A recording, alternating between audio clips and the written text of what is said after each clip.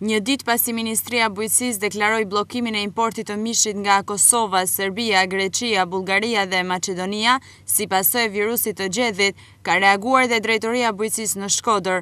Kryeveterineri Selim Kraja, gjatë një komunikimi me mediat, sqaroi se masa drastike siç është ndalimi i tregtimit të baktive, do të pasohet me bllokim provizor të gjitha tregjeve në qarkun Shkodër. Pezullohen të gjitha tregjet e kafshëve për një periudhë provizore për tregtimin e kafshëve në gjendje të lirë.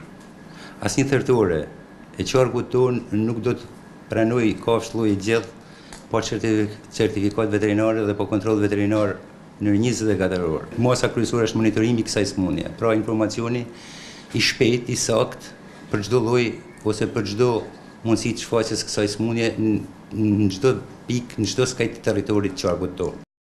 Rreziku i konsumimit të këtij mishi është i lartë, prandaj pritet që brenda pak ditësh të mbërrinë edhe vaksinat me qëllim që të kryhet vaksinimi i kafshëve në të gjithë territorin. Qytetarët, publiku, popullata të mos blej mish vend pa vend.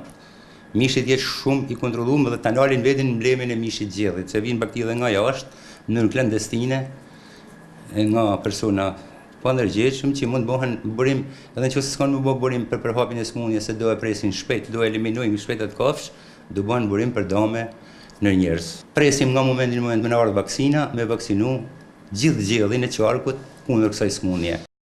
Çdo kafshë lloj gjedh që do të lëvizë në kundërshtim me këtë urdhër, të lëshuar nga Ministria e Linjës, do të sekuestrohet në zbatim të ligjit.